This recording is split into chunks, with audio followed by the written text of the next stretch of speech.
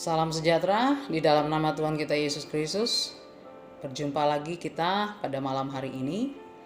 Pada malam ini dan malam-malam selanjutnya saya akan men-sharingkan seri firman Tuhan yang sederhana tetapi yang perlu kita hidupi dan perlu kita lakukan setiap hari, karena itu akan menjadi kekuatan, keindahan bagi kita semua.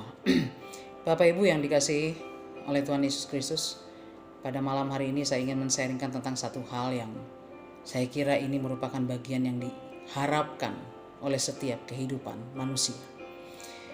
Di dunia ini ada banyak hal yang kita perjuangkan. Orang berjuang untuk kehidupan, orang berjuang untuk nafkah, orang berjuang, bahkan ada yang katanya berjuang untuk kebahagiaan, berjuang untuk bisa sembuh, berjuang untuk bisa menghidupi keluarga, berjuang untuk cita-cita dan lain sebagainya. Tetapi ada satu hal sebenarnya. Dalam iman Kristen kita, dalam firman Tuhan kita diajarkan bahwa kita harus memperjuangkan satu hal, yaitu memiliki sukacita. Rasul Paulus berkata, bersukacitalah senantiasa. Dikatakan lagi, sekali lagi kukatakan bersukacitalah. Bersukacitalah di dalam segala sesuatu, di dalam segala keadaan. Ini adalah suatu hal yang diperintahkan untuk kita nikmati. Kenapa? Karena Tuhan menyediakan itu buat kita semua. Bapak, Ibu, dan semua saudaraku yang dikasihi oleh Tuhan Yesus Kristus. Jadi malam hari ini kita akan men-sharingkan tentang bagaimana perjuangan kita untuk menikmati sukacita, khususnya di tengah-tengah kondisi-kondisi yang terjadi saat ini. Perjuangan kita bukan cuma melawan wabah, tetapi di tengah-tengah itu bagaimana kita tetap menikmati janji Tuhan dalam kehidupan ini. Jadi saya ingin mengatakan sukacita itu adalah perjuangan kita. Sukacita yang diajarkan firman Tuhan bukanlah sukacita yang dari luar, tetapi yang diajarkan firman Tuhan adalah sukacita yang mengalir dari dalam keluar. Kalau sukacita dari luar itu seumpamanya saudara sakit menjadi sembuh, saudara dari rumah kontrakan punya rumah sendiri, saudara naik jabatan, saudara tambah punya uang banyak, saudara mungkin mendapatkan apa yang saudara inginkan, itu dari luar. Dan demikian juga sukacita itu juga bisa hilang ketika apa yang kita harapkan tidak terjadi seperti yang kita inginkan. Tapi sukacita ini adalah sukacita yang dari dalam, dan untuk itu juga perlu diperjuangkan. Apa sukacita itu? Yaitu sukacita yang perlu kita perjuangkan adalah kita bisa melihat kemuliaan Kristus. Sukacita orang Kristen adalah berjuang untuk melihat kemuliaan Tuhan. Waktu saudara dan saya bisa melihat kemuliaan Tuhan dengan mata hati, bukan cuma dengan mata jasmani. Banyak orang merasa fenomenal kalau bisa melihat kemuliaan Tuhan dengan mata jasmani. Tetapi yang firman Tuhan maksudkan bagaimana kita melihat kemuliaan Tuhan dengan mata hati kita. Ya. Firman Tuhan berkata, kecaplah dan lihatlah. Seumpamanya saudara madu, ya. Madu yang manis. Saudara bisa tahu itu madu atau bukan, ada berbagai macam cara. Bisa saudara melihat itu madu lalu saudara berkata, oh ya madu, karena saudara lihat dari warnanya yang coklat, dari kekentalannya, lalu saudara berkata, oh itu madu. Tapi ada hal yang lain.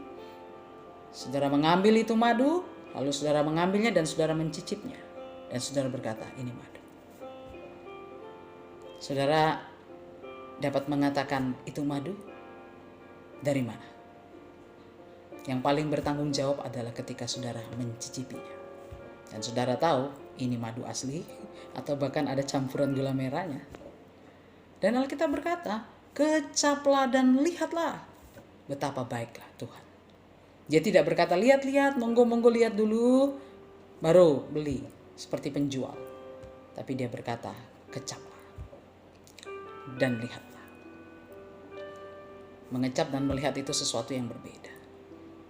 Inilah yang dimaksud dengan gambaran kemuliaan Kristus yang dituliskan dalam Alkitab, di mana kita dapat menikmatinya, kita dapat mengecapnya.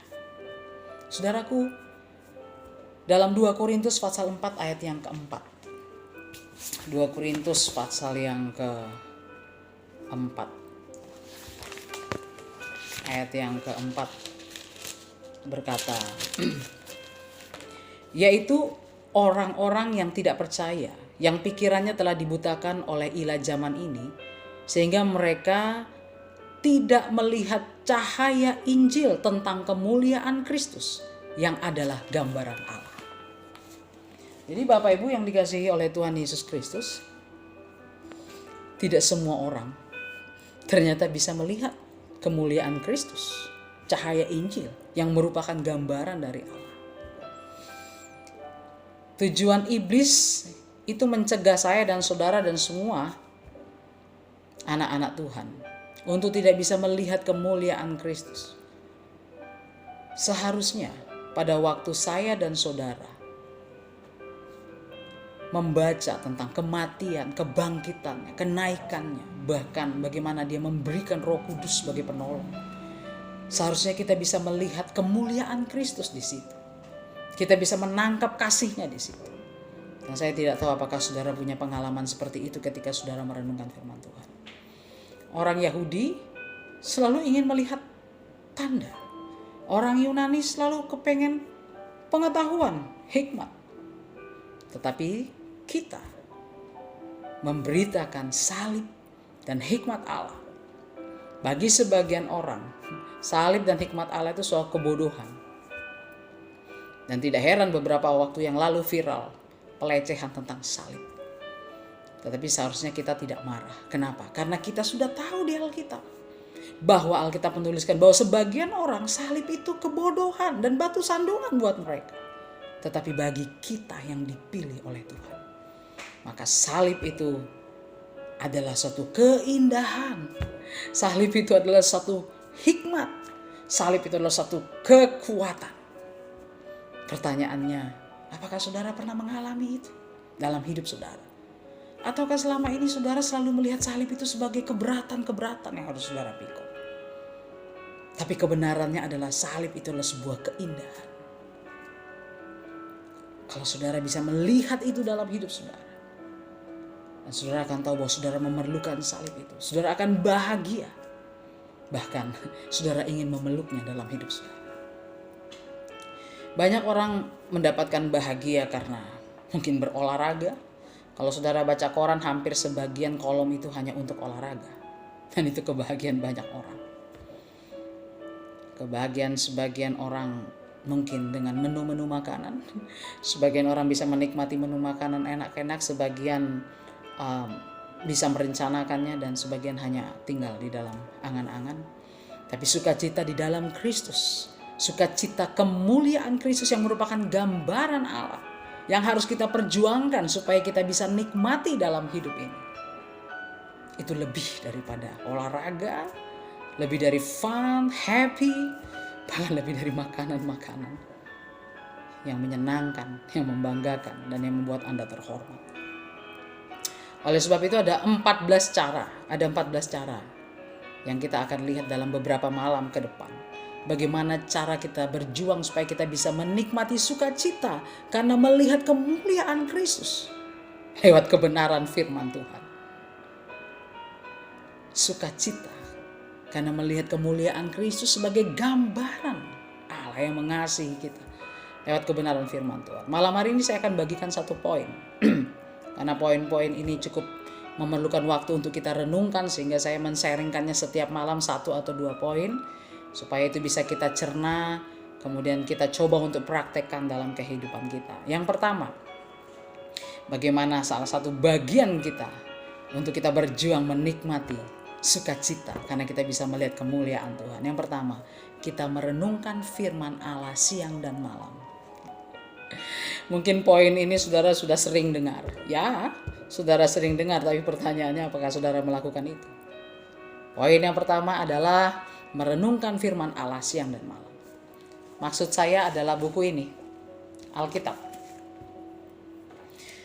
Nah, Alkitab, apakah Alkitab itu berwarna hijau, putih, coklat, Alkitab besar, Alkitab kecil, ya, terjemahan apapun, terjemahan sehari-hari, atau terjemahan Inggris dengan berbagai macam version, atau terjemahan apapun yang saudara ada saat ini. Renungkan itu siang dan malam. Ya. Kenapa? Karena isi daripada firman Tuhan itu yang membuat kita bisa melihat kemuliaan Allah. Mazmur 19 ayat 8 berkata bahwa Taurat Tuhan itu sempurna, menyegarkan. Firman Tuhan itu berisi Taurat yang menyegarkan. Yohanes 15 ayat 16 berkata, firman itu kegirangan dan kesukaan.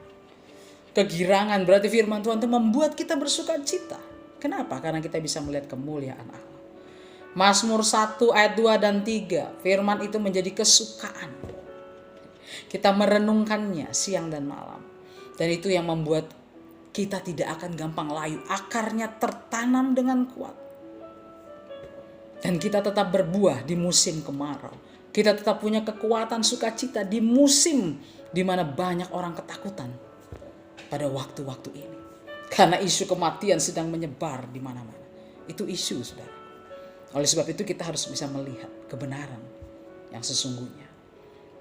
Ya, saudaraku yang dikasihi oleh Tuhan Yesus Kristus, pada waktu kita tertanam berakar dalam firman, kita tidak kekurangan instruksi dari Tuhan. Kita tidak kekurangan kekuatan. Kita tidak kekurangan penghiburan dari Tuhan.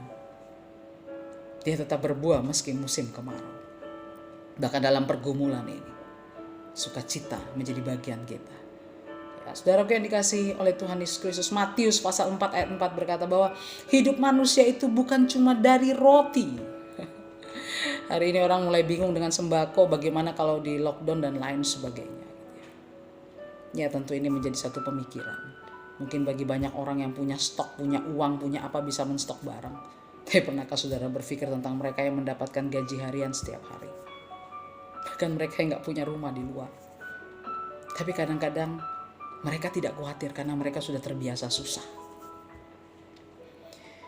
Firman Tuhan berkata, hidup manusia bukan cuma dari roti, tapi dari firman yang keluar dari mulut Allah. Dan itu sudah dituliskan dalam firman Tuhan. Roma 10 ayat 17 berkata, iman itu timbul dari pendengaran akan firman.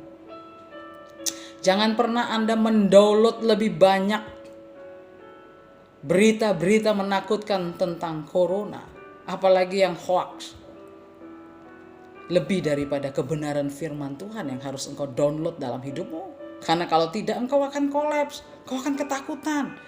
Bukan cuma engkau ketakutan, engkau akan bagikan ketakutanmu itu kepada orang lain. Dan membuat orang lain menjadi lebih panik. Firman itu timbul dari pendengaran. Oleh sebab itu, setiap bangun, karena tadi poin yang pertama merenungkan firman siang dan malam. Setiap kali kita bangun, kita perlu, saudaraku, mengisi iman kita. Menjaga agar iman kita tetap terbakar dengan apa? Dengan firman Tuhan. Supaya firman Tuhan yang kita isi itu akan terus menjaga iman kita tetap menyala, tetap berkobar. Ya, Roma 15 ayat yang keempat berkata bahwa apa yang telah ditulis dulu dan ditulis itu menjadi pelajaran untuk kita berpegang pada pengharapan dan tekun dan mendapatkan penghiburan oleh kitab suci. Jadi kitab suci itu memberikan pengharapan buat kita. Tidak ada sukacita itu terjadi tanpa pengharapan. Kenapa kita bisa bersukacita? Karena kita punya pengharapan. Dan firman Tuhan, kita bisa melihat itu dalam kebenaran firman Tuhan. Yohanes 17 ayat yang ke-17. Bahwa firman Tuhan itu menyucikan kita dengan kebenaran.